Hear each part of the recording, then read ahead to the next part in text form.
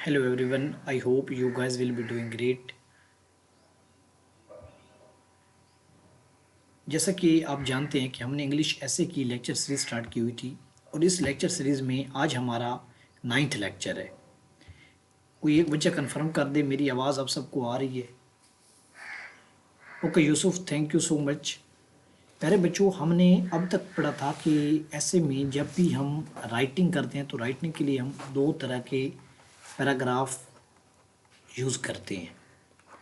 एक को बेटा बोलते हैं यूजुअल पैराग्राफ, ठीक है, जिनको हम बॉडी पैराग्राफ भी बोल सकते हैं। और इनको हम यूज़ करते हैं जब हमें मेन आर्गूमेंट या मेन हेडर के जो आर्गूमेंट्स हैं उनको लिखना हो, ठीक है। इनका स्ट्रक्चर जो होता है वो सब का क्या होता है, सेम होता है, ठीक है। फिर मैंने आपको बताया कि ऐसे लिखते वक्त हम कुछ अनयूजुअल पैराग्राफ भी यूज़ करते हैं और ये हम यूज़ करते हैं जी जब हमने तीन चीज़ें लिखनी हो। इंट्रोडक्शन लिखना हो, ठीक है, कंक्लूजन लिखना हो या हमें ट्रांजिशन पैराग्राफ लिखना हो, ठीक है। तो मेरे प्यारे बच्चों, यूजुअल पैराग्राफ तो हमने पढ़ लिया था कि इनका स्ट्रक्चर सेम होता है, मतलब topic sentence, linking sentence, supporting argument 1, supporting argument 2, उसके बाद एविडेंस, एविडेंस के बाद ऑप्शनल लिंकिंग सेंटेंस और एंड पे कंक्लूडिंग सेंटेंस, ठीक है। इसी तरह हमने अपने इंट्रोडक्शन का लेक्चर भी पढ़ लिया था कि इंट्रो लिखते वक्त आपको सबसे पहले हुक स्टेटमेंट, उसके बाद स्पेसिफिक स्टेटमेंट, ठीक है। स्पेसिफिक स्टेटमेंट के बाद बेटा आपने लाइन ऑफ आर्गूमेंट लिखना है, ठीक है। लाइन ऑफ आर्गूमेंट के बाद आपने अपनी थीसिस स्टेटमेंट लिख देनी है, ठीक है प्यारे बच्चों। ये इंट्रो का स्ट्रक्चर मैंने आपको बताया। फिर मैंने आपको कंक्लूजन का स्ट्रक्चर मेरे प्यारे बच्चों बताया कि हमने सबसे पहले थीसिस स्टेटमेंट को पैराफ्रेज कर देना है। पैराफ्रेज करने के बाद हमने एक लिंकिंग सेंटेंस ऐड करना है। लिंकिंग सेंटेंस के बाद आपने लाइन ऑफ आर्गूमेंट लिखनी है, लेकिन उन वो एक्सपेंड करके लिखने जो हमने इंट्रो में शॉर्ट करके लिखे थे वो लिख देने हैं, ठीक है। उसको लिखने के बाद मेरे प्यारे बच्चों एंड पे हमने क्या देना है, होप नोट देना है या एक ऑप्टिमिस्टिक स्टेटमेंट देनी है। बात की समझ आ रही है या नहीं आ रही? ये तो था हमारा इंट्रो और कंक्लूजन का स्ट्रक्चर। हमारा जो लास्ट पैराग्राफ जो हमने पढ़ना है, ठीक है, वो है ट्रांजिशन पैराग्राफ, ठीक है। तो इस लेक्चर में मेरे प्यारे बच्चों हम पढ़ेंगे कि ट्रांजिशन पैराग्राफ को कैसे लिखा जाता है, ठीक है, how to write a transition paragraph. फिर हम पढ़ेंगे कि इसको लिखना कहाँ पे है, लिखना कैसे है और कहाँ पे लिखना है, हाउ एंड वेयर, ठीक है। तो बच्चों आइए स्टार्ट करते हैं। मेरे प्यारे बच्चों आप याद रखिएगा, मैंने आपको बताया था कि हमारे पास आउटलाइन का स्ट्रक्चर ये होता है, ठीक है। सबसे पहले हम इंट्रो का हेडिंग लगाते हैं, ठीक है। इंट्रो के बाद मेरे प्यारे बच्चों हम लिखते हैं जी जो उसने टॉपिक में हमसे पूछा है। फॉर एग्जांपल हमारा टॉपिक जो हम एग्जांपल के तौर पे लेके चल रहे हैं वो हम लेके चल रहे हैं इम्पैक्ट्स ऑफ पुअर गवर्नेंस, ठीक है, इम्पैक्ट्स ऑफ पुअर गवर्नेंस, ठीक है प्यारे बच्चों। तो यहाँ पे हमारे पास हमने 15 से 17 इम्पैक्ट्स दे दिए और लास्ट पे हमने लिख दिया कंक्लूजन। तो मेरे प्यारे बच्चों अगर आप गौर से देखें तो इसमें कोई भी ट्रांजिशन पैराग्राफ नहीं आएगा। ट्रांजिशन पैराग्राफ होता क्या है, सबसे पहले तो ये समझे ना। ट्रांजिशन के नाम से अगर आप गौर से देखें, ट्रांजिशन का मतलब होता है तब्दीली, ठीक है। एक चीज़ को छोड़ के कोई दूसरी चीज़ पकड़ लेना, मतलब ट्रांजिशन करना, ठीक है, मूव ऑन करना, किसी दूसरी चीज़ पे मूव ऑन करना, उसको बोलते हैं ट्रांजिशन, ठीक है। अब ट्रांजिशन पैराग्राफ क्या होता है? ट्रांजिशन पैराग्राफ बेसिकली हम उस वक्त यूज़ करते हैं जब हमारे एसए के पेपर में या एसए के टॉपिक में हमसे दो या दो से ज़्यादा चीज़ें पूछी जाएं, दो या दो से ज़्यादा चीज़ें पूछी जाएं, तो उस वक्त हम ट्रांजिशन पैराग्राफ इस्तेमाल करते हैं। कैसे, मैं अभी आपको बताता हूँ, थोड़ा सा वेट करना है बस। मेरे प्यारे बच्चों मैंने आपको बताया कि ये जो हमारा टॉपिक है इसमें हमारे पास एक ही मेन हेडर था और वो था इम्पैक्ट्स ऑफ पुअर गवर्नेंस, ठीक है। अगर आप गौर से देखें तो मैंने आपको बताया कि इंट्रो के एंड पे हम क्या लिखते हैं, थीसिस स्टेटमेंट लिखते हैं। कंक्लूजन से पहले हम क्या लिखते हैं, पैराफ्रेज्ड थीसिस स्टेटमेंट लिखते हैं, ठीक है। तो आपने याद रखना है कि जब भी हमारे पास एक मेन हेडर होगा तो हम कभी भी ट्रांजिशन पैराग्राफ का इस्तेमाल नहीं करेंगे। क्यों? क्योंकि आप याद रखिएगा, इंट्रो के बाद वाला जो हमारा बॉडी पैराग्राफ स्टार्ट होता है उसमें भी हम कभी भी ट्रांजिशन पैराग्राफ यूज़ नहीं करते, क्योंकि इंट्रो में हम थीसिस स्टेटमेंट को as a transition paragraph use कर चुके होते हैं। ठीक है। कॉन्क्लूजन से पहले वाला जो हमारा बॉडी पैराग्राफ होता है उसमें भी मेरे प्यारे बच्चों हम थीसिस स्टेटमेंट को पैराफ्रेज करके लिखते हैं। ठीक है। इसलिए वहाँ पे भी हम ट्रांजिशन पैराग्राफ इस्तेमाल नहीं करते। दोबारा समझाता हूँ, इधर आए देखिए मेरे प्यारे बच्चों, मैंने आपको बताया कि फॉर एग्जांपल एक हमारा टॉपिक है काजेज, इम्पैक्ट्स एंड सॉल्यूशंस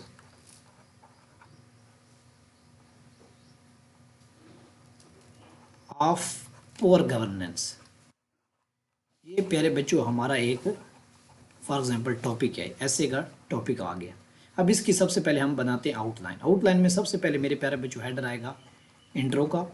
दूसरा हेडर मेरे प्यारे बच्चों जो आएगा हमारे पास वो आएगा काजेज ऑफ पुअर गवर्नेंस।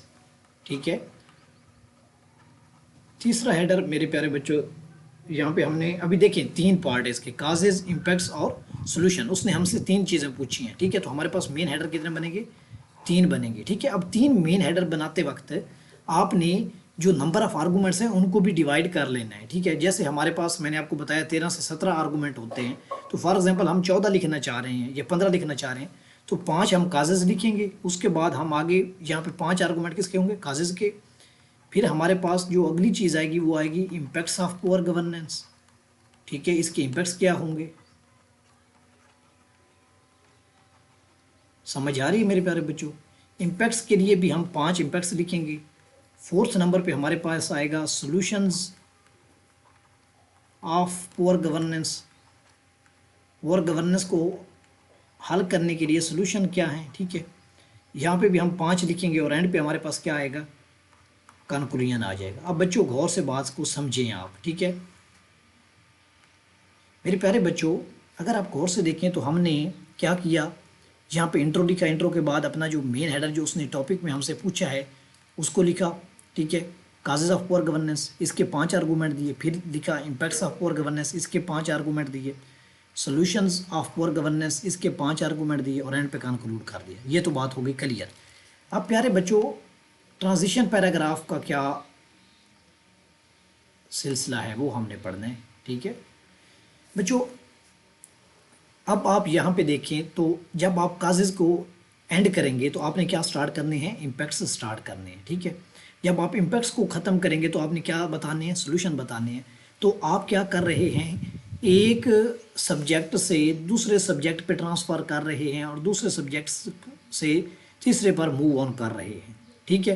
तो अब बात क्या है प्यारे बच्चों? बात ये है बेसिकली कि जब आप काजेज को एंड करेंगे तो आप 2 सेंटेंस का एक ट्रांजिशन पैराग्राफ बनाएंगे जिसमें आप लिखेंगे कि so far we have discussed the causes of poor governance. These causes led to these causes led to severe impacts as discussed below। ठीक है। तो मेरे प्यारे बच्चों, ट्रांजिशन पैराग्राफ क्या होता है? जब आपसे एक टॉपिक में एक से ज़्यादा सब्जेक्ट्स पूछे गए हों, एक से ज़्यादा चीज़ें उसने पूछी हों, तो आप एक चीज़ को डिस्कस करने के बाद जब दूसरी चीज़ पे जाते हैं तो आप एक ट्रांजिशन पैराग्राफ ऐड करते हैं। ठीक है। अब आपने यहाँ पे इम्पैक्ट्स के कितने बॉडी पैराग्राफ बनाएंगे? 5। जब बॉडी पैराग्राफ आपके पूरे हो जाएंगे इम्पैक्ट्स के, तो फिर आपने किस पे जाना है? सोल्यूशन के। तो जब आप यहाँ पे एक ट्रांजिशन पैराग्राफ आ गया, अब हमने दूसरा लिखना है। दूसरा कैसे लिखना है प्यारे बच्चों? सोल्यूशंस ऑफ पुअर गवर्नेंस अब हम पढ़ने का लिखने हैं। तो सोल्यूशन से पहले हमने क्या डिस्कस किया है? इम्पैक्ट्स। तो बेसिकली जो ट्रांजिशन पैराग्राफ होता है ये होता है सियाको सबाक, कि पहले हमने क्या डिस्कस किया है, अब हमने क्या डिस्कस करना है। ठीक है। तो इसका ट्रांजिशन पैराग्राफ क्या आएगा? ये आएगा कि एज वी हैव स्टडीड या as I have written as we have studied that poor governance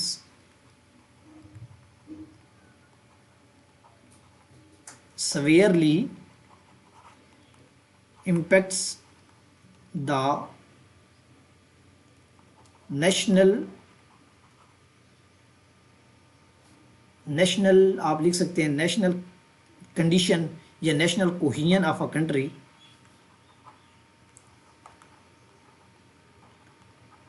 however आगे मैं लिख रहा हूं,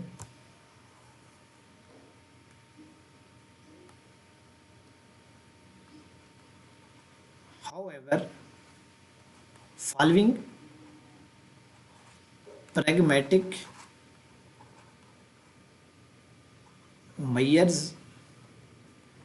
can be adopted to fix the issues of poor governance। तो मेरे प्यारे बच्चों, अब आपने बात को गौर से समझना है, ठीक है। मैंने आपको बताया कि जब भी हम क्या करते हैं, हम प्यारे बच्चों लिख रहे होते हैं ऐसे, तो हमारे पास अगर एग्जामिनर ने एक से ज़्यादा चीज़ें टॉपिक में पूछी हुई हैं तो हमने क्या करना है, ट्रांजिशन पैराग्राफ ऐड करना है। कैसे ऐड करना है, इंट्रो और जो सबसे पहला मेन हेडर होगा उसके दरमियान कोई ट्रांजिशन पैराग्राफ नहीं आएगा, कंक्लूजन और सॉल्यूशन के दरमियान कोई ट्रांजिशन पैराग्राफ नहीं आएगा, लेकिन जो दरमियान में मेन हेडर्स होंगे उनके दरमियान ट्रांजिशन पैराग्राफ ज़रूर आएगा।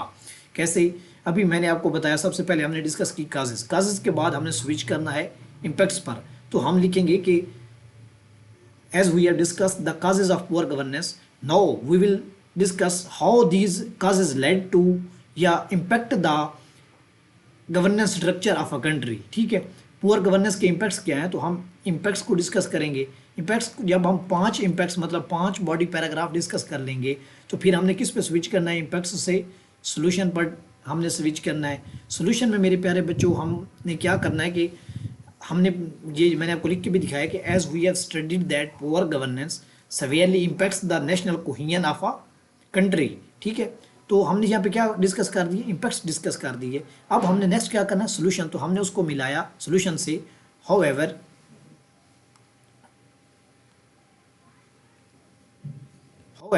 Following pragmatic measures can be adopted to fix the issues of poor governance. ठीक है, तो बच्चों अब मैं आपको एग्जांपल से समझाता हूँ कि ट्रांजिशन पैराग्राफ किस में आएगा किस में नहीं आएगा। हम प्रैक्टिस करते हैं, ठीक है, प्रैक्टिस करते हैं जी।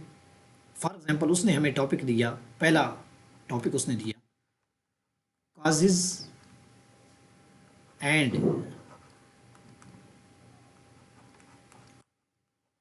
इम्पैक्ट्स ऑफ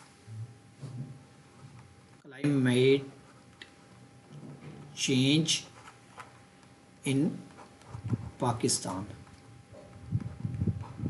ठीक है प्यारे बच्चों, तो हमने सबसे पहली जो इसकी आउटलाइन बनानी है, हम मेन हेडर की बात कर रहे हैं, हम सब हेडर की बात नहीं कर रहे, या जो एविडेंस है या जो आर्गूमेंट उनकी बात नहीं कर रहे। तो मेरे प्यारे बच्चों, जो हमारा आउटलाइन में पहला हेडर आएगा वो आप सबको पता है, कोई भी ऐसे हो, वो आता है जी इंट्रोडक्शन का। ठीक है, दूसरा हेडर जो मेरे प्यारे बच्चों आएगा किसका, काजेज का।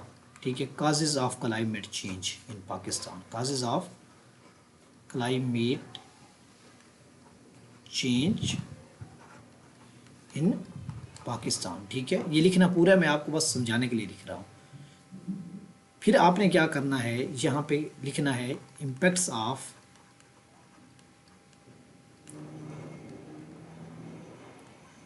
Climate change in Pakistan. ठीक है, फिर आपने फोर्थ पे क्या कर देना है, आपने लिख देना है जी कंक्लूजन। ठीक है, अब बच्चों अगर आप गौर से देखें तो इसमें उसने हमसे कितनी चीज़ें पूछी थी, 2 चीज़ें, काजेज और इम्पैक्ट्स पूछे थे। ठीक है, तो हमारे जो नंबर ऑफ मेन हेडर बने वो कितने बने, 2 ही बने। ठीक है, एक बना काजेज का और दूसरा बना इम्पैक्ट्स का। अब गौर से देखें, इंट्रोडक्शन और जो पहला मेन हेडर होता है उसके दरमियान ट्रांजिशन पैराग्राफ नहीं आता, क्योंकि वहाँ पे थीसिस स्टेटमेंट हम एंड पे लिखते हैं, और जब थीसिस स्टेटमेंट हम एंड पे लिख रहे होते हैं इंट्रो में, तो वो इटसेल्फ एक ट्रांजिशन पैराग्राफ के तौर पे एक्ट कर रही होती है, ठीक है। फिर एंड पे बेटा जब आपने कॉन्क्लूजन और इम्पैक्ट्स वाला इन किसको मिलाना, इम्पैक्ट्स आपके ख़त्म होंगे, आप कॉन्क्लूजन स्टार्ट करेंगे, तो यहाँ पे हमारे पास जो पैराफ्रेज्ड थीसिस स्टेटमेंट है वो किसके तौर पे एक्ट कर रही होती है, वो एज आ एक ट्रांजिशन पैराग्राफ एक्ट कर रही होती है। तो मतलब यहाँ पे हमें ट्रांजिशन पैराग्राफ ऐड करने की ज़रूरत नहीं है।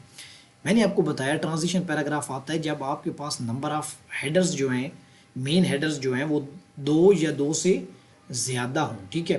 तो अभी आप गौर से देखें, काजेज़ और इम्पैक्ट्स के दरमियान मेन हेडर आएगा कैसे, जब आप ये एक हमारे पास बेसिकली 2 चीज़ें उसने पूछी हैं, तो हमारे पास टोटल जो नंबर ऑफ़ आर्गूमेंट अगर हम 14 बनाते हैं तो 7 हम उसमें क्या बताएंगे, काजेज़ बताएंगे, 7 काजेज़ बताएंगे मेरे प्यारे बच्चों, और साथ ही इसके क्या बताएंगे, इम्पैक्ट्स बताएंगे। तो जब हम 7 काजेज़ के 7 बॉडी पैराग्राफ बना लेंगे, तो जब काजेज़ से हम इम्पैक्ट्स पे स्विच करेंगे तो हम इसका क्या बनाएंगे, एक ट्रांजिशन पैराग्राफ बनाएंगे कि climate change is caused by several factors as discussed above, जैसा कि हमने ऊपर डिस्कस कर लिया है, ठीक है। इसे आपको सबक लिखना है ना, काजेज हमने खत्म कर लिए हैं, ठीक है। अब हमने नेक्स्ट क्या स्टार्ट करना है, इम्पैक्ट्स स्टार्ट करने हैं। तो बच्चों जब हमने इम्पैक्ट्स स्टार्ट करने तो उसके लिए हम क्या लिखेंगे, more over these causes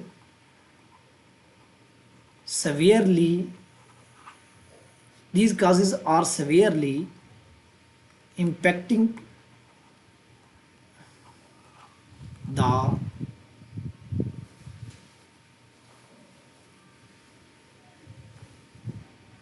infrastructure, या आप ये भी लिख सकते हैं, are severely impacting the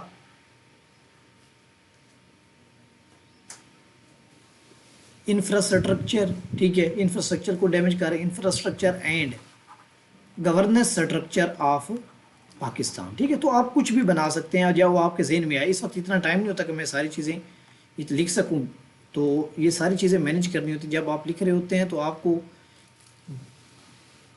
pen tap पे भी जोर देना है, बोलना भी है, चीज़ों को अंडरलाइन भी करना है, तो इसलिए ये थोड़ा बहुत मिस्टेक हो सकती है, तो उसके लिए मैं आपसे अपोलोजाइज करता हूँ, ठीक है। तो प्यारे बच्चों मैंने आपको क्या कहा, causes and impacts of climate change in Pakistan. इसमें मेरे प्यारे बच्चों हमने कितने ट्रांजिशन पैराग्राफ दिया, सिर्फ एक दिया, काजेज़ और इम्पैक्ट्स के दरमियान, क्योंकि हमारे पास मेन हेडर एक से दूसरे पे हमने स्विच किया है, दूसरे से तीसरे पे हमने स्विच नहीं किया, क्योंकि आगे हमारे कंक्लूजन आ जाता है। यहाँ पे अगर हमसे वो पूछ लेता साथ सोल्यूशन भी, तो हम फिर कितने ट्रांजिशन पैराग्राफ देते, 2 ट्रांजिशन पैराग्राफ हम इसमें देते। अपनी एक और एग्जांपल से हम समझते हैं कि ट्रांजिशन पैराग्राफ इस में कितने आएंगे, ठीक है। समझे प्यारे बच्चों, अगर सवाल उसने हमें दे दिया है, फॉर एग्जांपल उसने सवाल हमें दे दिया कि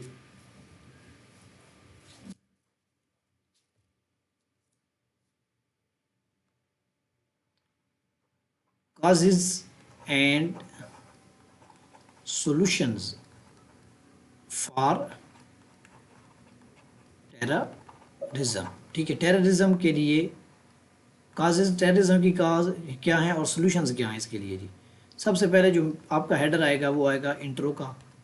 आप सबको पता है कि कोई भी ऐसे का टॉपिक आ जाए उसमें इंट्रोडक्शन हम लिखते हैं। बाद में प्यारे बच्चों आपका आएगा काजेज़ ऑफ टेररिज्म, टेररिज्म की काजेज़ क्या हैं। ये सिंपल एग्जांपल्स इसलिए ले रहा हूँ ताकि आपको समझ आ जाए, ठीक है।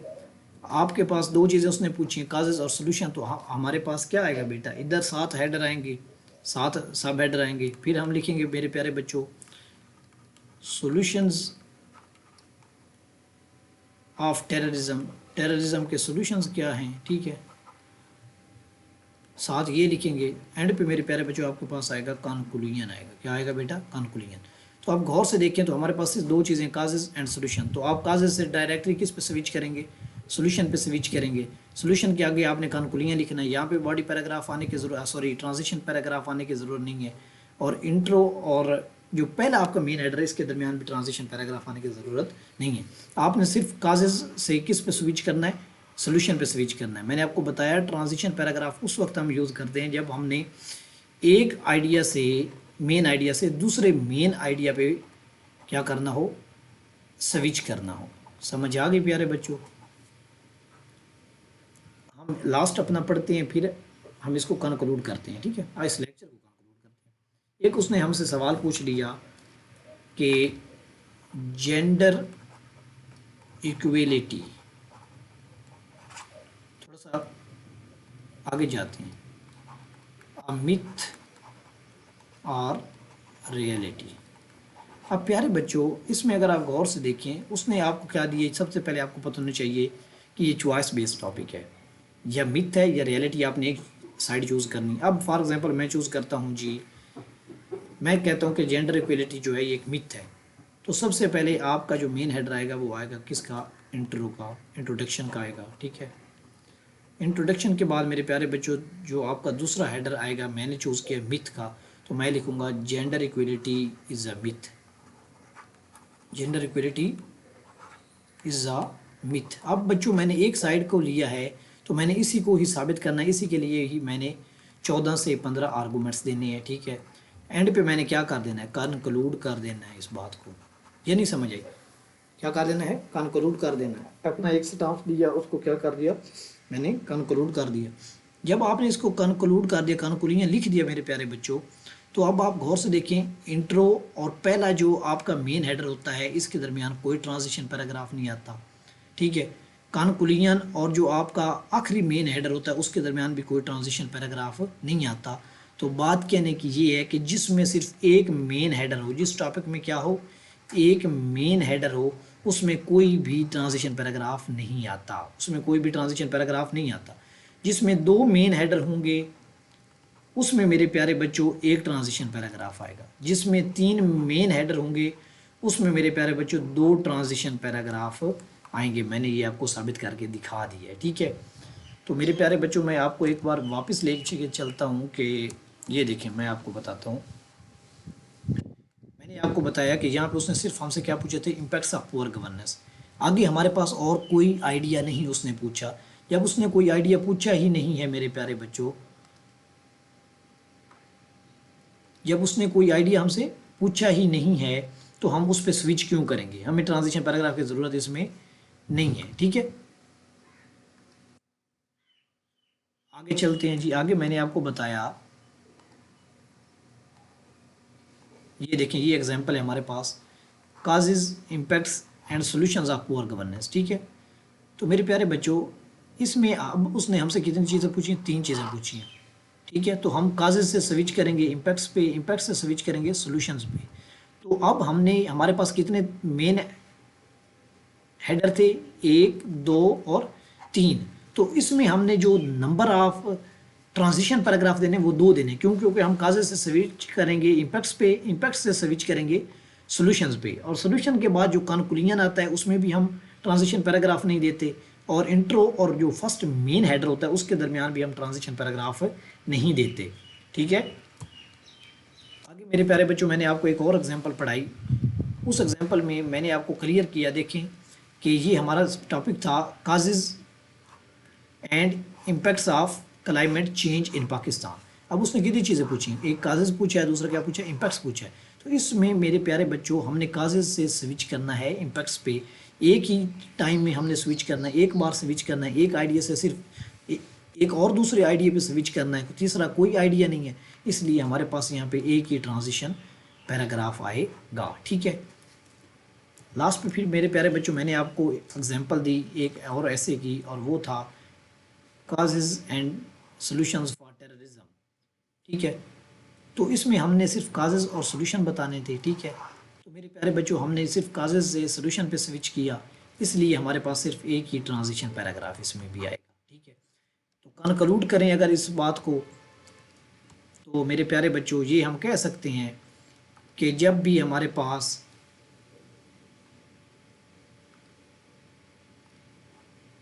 अगर हमारे पास सिर्फ एक मेन हेडर है तो कोई ट्रांजिशन पैराग्राफ नहीं आएगा।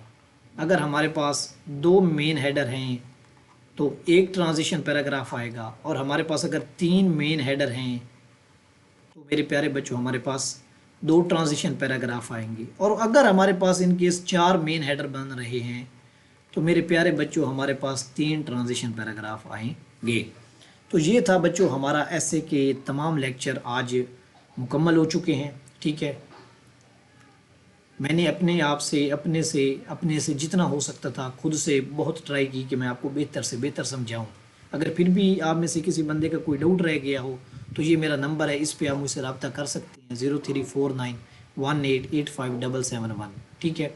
इसके अलावा मेरे प्यारे बच्चों ऐसे जो है ये एक टेक्निक है, टेक्निक आप सीख जाएंगे जब आप ये तमाम 9 के 9 लेक्चर सुन लेंगे। आपको समझ तो आ जाएगा कि ऐसे जो है वो लिखना कैसे है। लेकिन मेरे प्यारे बच्चों ऐसे के लिए आपको अवेलुएशंस करवाना ज़रूरी है। ठीक है, ये एक रिटन एग्ज़ाम है और इसमें आपको खुद को अवेलुएट करवाना है। आप पहले 3 बार 4 बार 10 बार गलतियां करेंगे, लेकिन जब आप 11वीं बार लिखेंगे तो आपका इंशाल्लाह कभी भी गलत नहीं होगा। तो एवेलुएशन करवाने के लिए भी आप इस नंबर पर रब्ता कर सकते हैं। आपको मुनासिब पैसों में एवेलुएशन भी करके दी जाएंगी, आपके एसेस की, आपके आउटलाइंस की। ठीक है, और अगर आपकी कोई फर्दर क्वेरीज हों ऐसे के लिए तो आप मुझसे रब्ता कर सकते हैं। ये मेरा नंबर है, मेरी एडमिन जो है, मेरी जो टीम है वो 24/7 आपके लिए अवेलेबल रहेगी। ठीक है, अपना लास्ट लेक्चर जो है वो 10th लेक्चर होगा हमारा ऐसे का, और इसमें हम तब पूरे ऐसे को एक ही लेक्चर में कवर करेंगे कि ऐसे में बेसिकली होता क्या है। जो हमने 9 लेक्चर बनाया ना, तो इसका जो कंबाइन या ब्रीफ लेक्चर होगा वो हमारा 10th लेक्चर होगा। ठीक है, थैंक यू फॉर वॉचिंग, अल्लाह हाफिज़।